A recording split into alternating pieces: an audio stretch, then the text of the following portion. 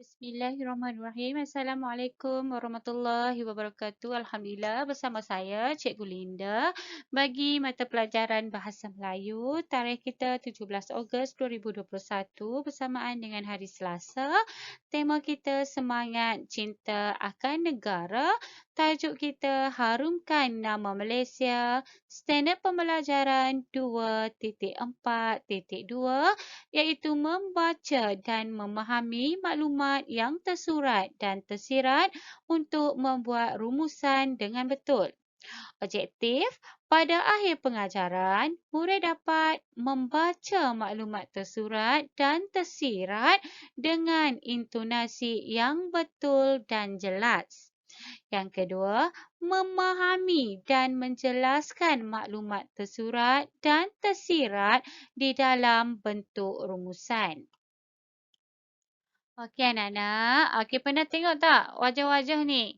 Ini adalah wajah-wajah yang pernah mengharumkan nama Malaysia. Okey, cuba kita tengok yang pertama. Siapakah yang pertama ni?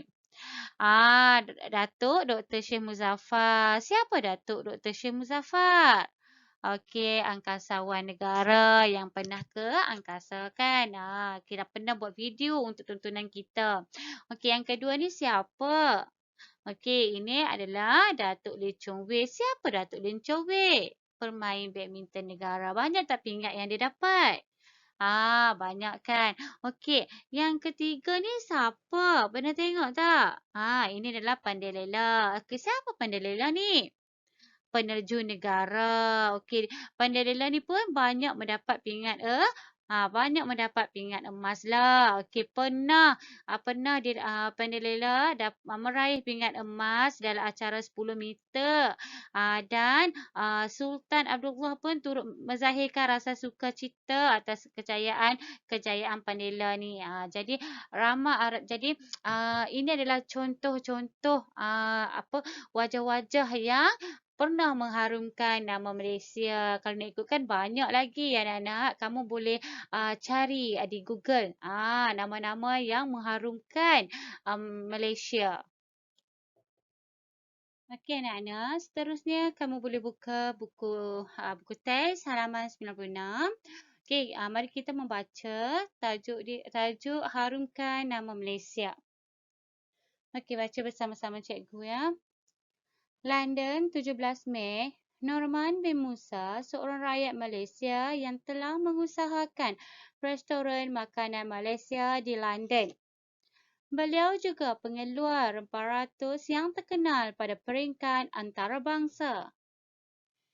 Norman juga tukang masak utama yang mengajarkan masakan Malaysia dengan menggunakan rempah ratus dari Malaysia.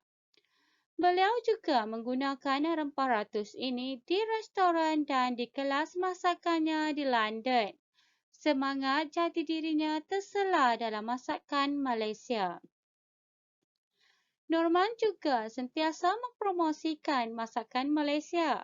Antara masakan Malaysia yang dijual di restorannya termasuklah sate, roti canai dan masak lemak cili padi. Beliau tidak pernah menjual masakan barat kerana jati diri Malaysianya yang tetap menebal.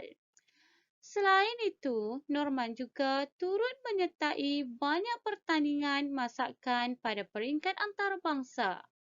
Beliau juga telah memenangi pelbagai anugerah sepanjang usahanya mengharumkan nama negara di pesada dunia.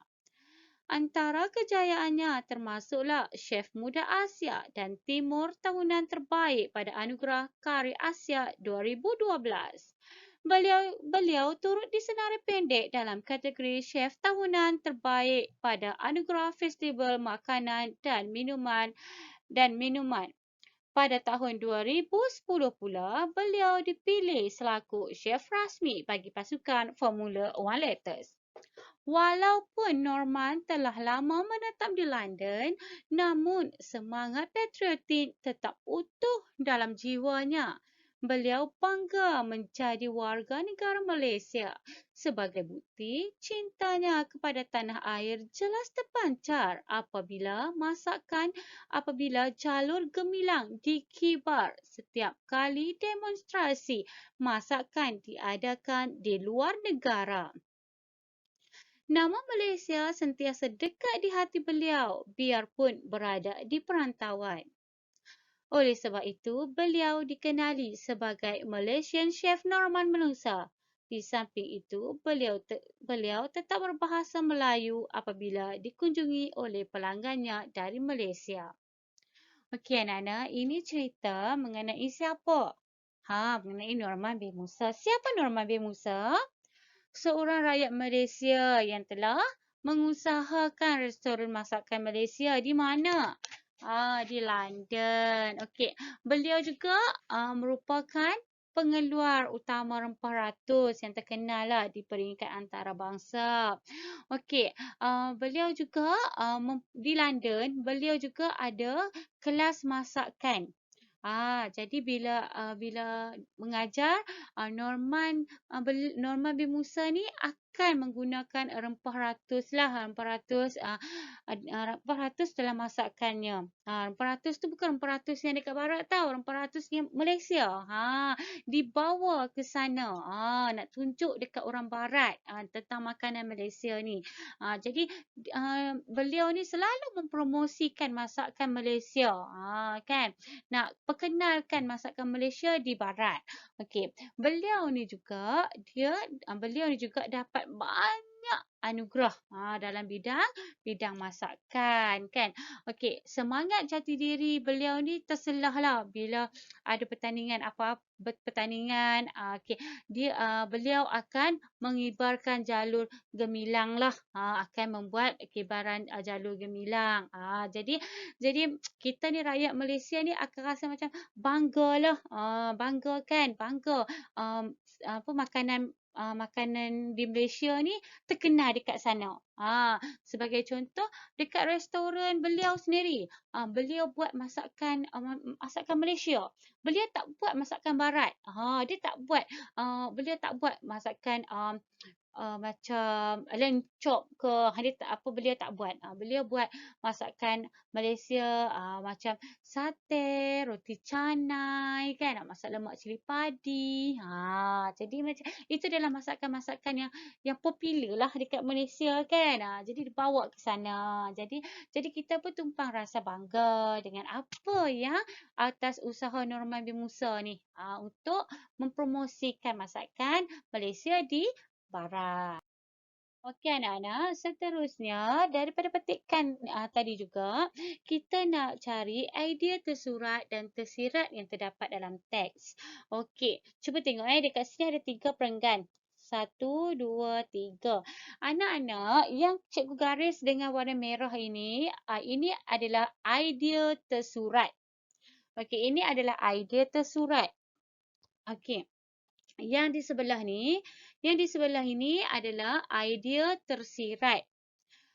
Okey, idea tersirat. Okey, macam mana tahu kata idea tersirat? Sebab ada kata hubungkan, dikaitkan dari idea tersurat ni. Maka ini adalah idea tersirat.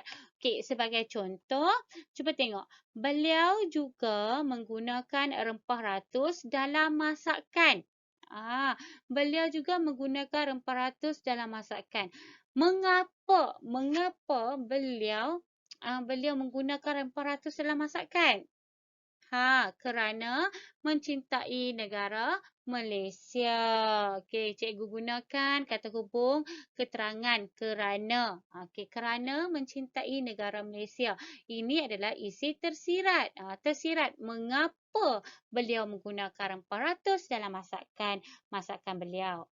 Okey, untuk perenggan yang ketiga. Sentiasa mempromosikan masakan Malaysia. Sentiasa mempromosikan masakan Malaysia ni, ini adalah idea tersurat.